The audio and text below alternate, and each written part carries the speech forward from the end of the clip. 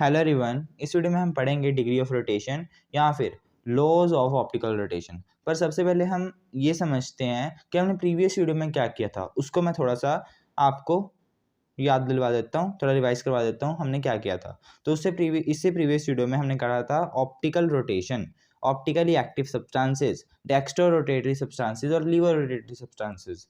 हमने ये पढ़ा था कि ऑप्टिकल रोटेशन क्या होता है। तो क्या होता है ऑप्टिकल रोटेशन? जब भी कोई प्लेन पोलराइज्ड लाइट जिसकी वाइब्रेशन सिंगल प्लेन में है वो किसी क्रिस्टल, किसी पर्टिकुलर क्रिस्टल जैसे कि क्वार्ट्ज हो गया, ठीक है, उसमें से पास करती हैं, तब जो वाइब्रेशंस होती हैं उस लाइट की वो कुछ एंगल पे रोटेट हो जाती हैं। उस एंगल को हमने यहाँ थीटा से डिनोट किया है, ठीक है। और उस एंगल को हम कहते हैं क्या है? एंगल ऑफ रोटेशन कहते हैं। ये एंगल ऑफ रोटेशन वर्ड याद रखना कि जिस एंगल पे जो वाइब्रेशंस हैं वो रोटेट हो जाती हैं उस एंगल को हम क्या कहते हैं? एंगल ऑफ रोटेशन कहते हैं, ठीक है। और जिस सब्सटेंस से ये ऐसा होता है, ऐसे सब्सटेंसेस जो ऑप्टिकल रोटेशन करते हैं, जहाँ जो वाइब्रेशंस होती हैं उनको कुछ एंगल पर रोटेट कर देते हैं, ऐसे सब्सटेंसेस को हम क्या कहते हैं? ऑप्टिकली एक्टिव सब्सटेंसेस कहते हैं। जैसे एग्जांपल क्वार्ट्ज एक ऑप्टिकली एक्टिव सब्सटेंस है क्योंकि वो प्लेन पोलराइज्ड लाइट को कुछ एंगल पे रोटेट कर देता है। यहाँ जरूरी नहीं है कि यहाँ कोई ना कोई क्रिस्टल ही होगा, यहाँ कोई ना कोई सोल्यूशन भी हो सकता है। जैसे क्रिस्टल्स में क्वार्ट्ज एक ऐसा सब्सटेंस है जो वाइब्रेशंस को रोटेट कर देता है। इसी तरह सोल्यूशन में एक शुगर सोल्यूशन भी एक ऐसा सब्सटेंस होता है जो प्लेन पोलराइज्ड लाइट की वाइब्रेशंस को रोटेट कर देता है। तो इसलिए जो शुगर सोल्यूशन हुआ वो भी ऑप्टिकली एक्टिव सब्सटेंस हुआ, ठीक है। चलिए अब हम आज के टॉपिक की ओर चलते हैं। पर उससे पहले आपको ये भी मैंने बता दूं कि डेक्स्ट्रो रोटेटरी क्या होते हैं और लीवर रोटेटरी क्या होते हैं। ये ऑप्टिकली एक्टिव सब्सटेंसेस के ही टाइप्स होते हैं। डेक्स्ट्रो रोटेटरी वो सब्सटेंसेस होते हैं जो लाइट को राइट साइड में क्या कर दें? रोटेट कर दें, ठीक है। जैसे कि ये यहाँ रोटेट किया हुआ है, ठीक है। और लीवर रोटेटरी वो सब्सटेंसेस होते हैं जो वाइब्रेशंस होती हैं प्लेन पोलराइज्ड लाइट की उसको लेफ्ट साइड में रोटेट कर दें, इस डायरेक्शन में रोटेट कर दें, ठीक है, इस डायरेक्शन में। इनको हम क्या कहते हैं? Laevo rotatory substances. चलिए आज के टॉपिक की ओर चलते हैं, डिग्री ऑफ रोटेशन या लॉज ऑफ ऑप्टिकल रोटेशन। देखिए आज हम इस टॉपिक में हम ये पढ़ेंगे कि जो ये वाइब्रेशंस हैं, ठीक है, ये कब ज़्यादा रोटेट हो सकती हैं, कब कम रोटेट हो सकती हैं। मतलब कि जो ये वाइब्रेशन की जो रोटेशन है ये कितना रोटेट करेंगी, ज़्यादा रोटेट करेंगी या कम रोटेट करेंगी, ज़्यादा एंगल पे रोटेट करेंगी या कम एंगल पे रोटेट करेंगी, ये किन फैक्टर्स के ऊपर डिपेंड है, ठीक है। तो इन्हीं को ही हम इन लॉज में पढ़ेंगे। जो ये लॉज थे ये हमें दिए थे बायोट ने इन 1815, ठीक है। उन्होंने क्या कहा था? पहला लॉ क्या कहा था कि जो एंगल ऑफ रोटेशन होता है ना, जो ये एंगल ऑफ रोटेशन होता है, जिस एंगल पे जो ये वाइब्रेशंस है वो रोटेट करती हैं, ये डायरेक्टली प्रोपोर्शनल होता है क्रिस्टल की थिकनेस के, ठीक है। कि क्रिस्टल की कितनी थिकनेस है, जैसे कि हमने यहाँ एल मान ली, तो इस थिकनेस के ऊपर डिपेंड करता है कि जो एंगल ऑफ रोटेशन है कितना है। जो थिकनेस ज़्यादा है तो एंगल ऑफ रोटेशन भी ज़्यादा होगा, मतलब कि जो ये वाइब्रेशंस है ज़्यादा एंगल पर रोटेट करेंगी, ठीक है। जो ये थिकनेस कम है तो वो कम एंगल पर रोटेट करेंगी, ठीक है। जी हम सोल्यूशन की बात करें तो सोल्यूशन के केस में लाइट ने कितना पाथ ट्रेवल किया सोल्यूशन के अंदर से, ठीक है, उसके ऊपर डिपेंड करता है। उसको भी हमने एल से डिनोट कर दिया। आप कह सकते हो कि सोल्यूशन की थिकनेस कितनी है, ठीक है, इस सोल्यूशन की थिकनेस कितनी है वो हमने एल ही मान ली। तो सोल्यूशन के केस में जहाँ हमारा कि क्रिस्टल की जगह सोल्यूशन भी हो सकता है ना, तो सोल्यूशन या क्रिस्टल की थिकनेस कितनी है उसके ऊपर डिपेंड करता है आपका एंगल ऑफ रोटेशन। तो हम क्या लिखेंगे? The angle of rotation theta of plane of polarisation is directly proportional to the thickness of the crystal और the length of the path in solution of substance, ठीक है।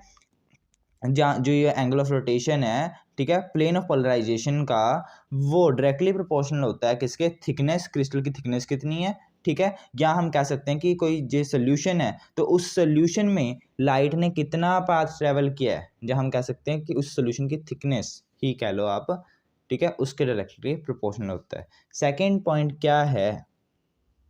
हम मान लेते हैं कि यहाँ कोई क्रिस्टल नहीं है, ठीक है, जो ये पाथ में यहाँ कोई क्रिस्टल नहीं है, यहाँ कोई सोल्यूशन है, ठीक है, यहाँ कोई सोल्यूशन है, मान लेते हैं शुगर सोल्यूशन है, ठीक है। कौन सा सोल्यूशन है? शुगर सोल्यूशन है।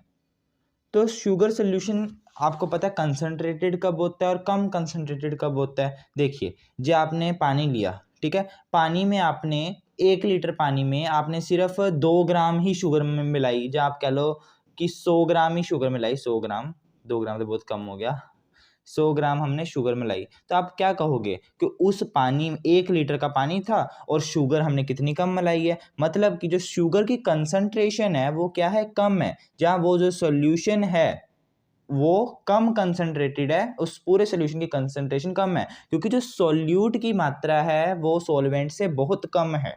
ठीक है, अब मान लेते हैं कि 1 लीटर ही पानी है, बट हमने उसमें शुगर जो है बहुत ज़्यादा मिला दी, तो आप क्या कहोगे, उस सॉल्यूशन की जो कंसंट्रेशन है वो बहुत ज़्यादा हो चुकी है, क्योंकि सल्यूट की मात्रा बहुत ज़्यादा हो चुकी है सॉल्वेंट के कंपैरिजन में, जहाँ सॉल्वेंट के इक्वली आ गई है, मतलब कि सल्यूट जो है अब हमने ज़्यादा डाल दिया है, सल्यूट कौन है, यहाँ शुगर है, तो हम क्या कहेंगे, इस सोल्यूशन की जो कंसंट्रेशन है वो क्या हो चुकी है, ज़्यादा हो चुकी है।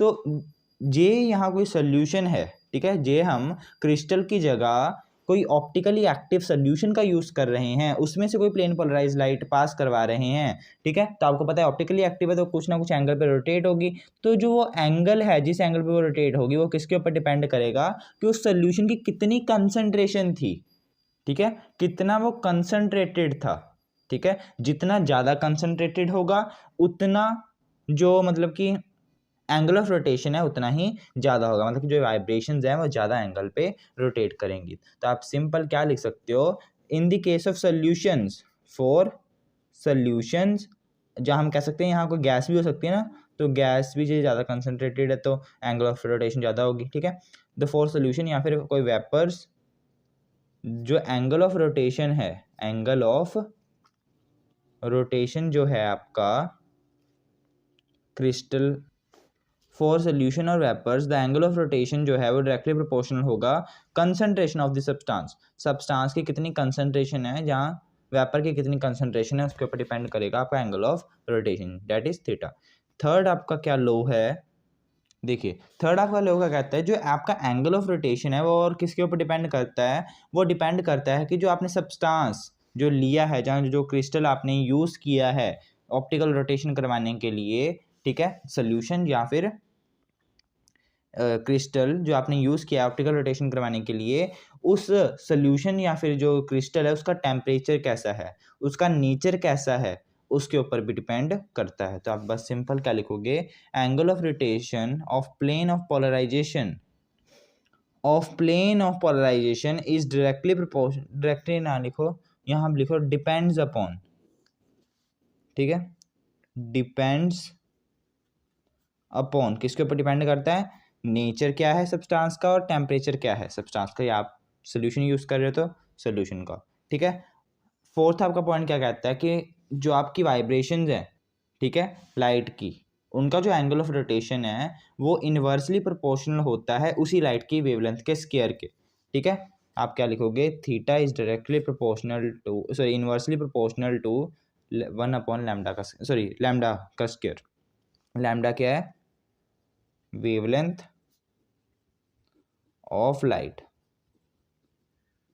ठीक है, जो एंगल ऑफ रोटेशन है मतलब कि जो वाइब्रेशन, जो भी लाइट आ रही है आपकी, जो भी लाइट आ रही है, ठीक है, उसकी जो वाइब्रेशंस हैं, उसकी जो वाइब्रेशंस हैं वो कितना रोटेट करेंगी, वो किसके ऊपर डिपेंड करता है, लाइट की वेवलेंथ के ऊपर भी डिपेंड करता है, ठीक है। जो लाइट की वेवलेंथ बहुत ज़्यादा है तो एंगल ऑफ रोटेशन कम होगा, ठीक है, एंगल की जो वाइब्रेशन, सॉरी जो लाइट की वाइब्रेशन हैं वो कम एंगल पर रोटेट होंगी, बट जो वेवलेंथ बहुत ज़्यादा कम है तो जो एंगल होगा वो ज़्यादा होगा। फॉर एग्जांपल जो आपकी रेड लाइट होती है, आपको पता है कि उसकी जो वेवलेंथ होती है वो क्या होती है, बहुत ज़्यादा होती है, ठीक है, सबसे ज़्यादा रेड लाइट की वेवलेंथ होती है, ठीक है, जो रेड लाइट की वेवलेंथ ज़्यादा है तो उसका जो एंगल ऑफ रोटेशन है वो क्या होगा, कम होगा, क्योंकि जो एंगल ऑफ रोटेशन है वो इन्वर्सली प्रोपोर्शनल है वेवलेंथ के स्क्वायर के। इसका मतलब रेड की जो वेवलेंथ ज़्यादा है तो उसका जो एंगल ऑफ रोटेशन है वो क्या होगा, कम होगा, क्योंकि इसकी जो वेवलेंथ है वो क्या है, ज़्यादा है, ठीक है।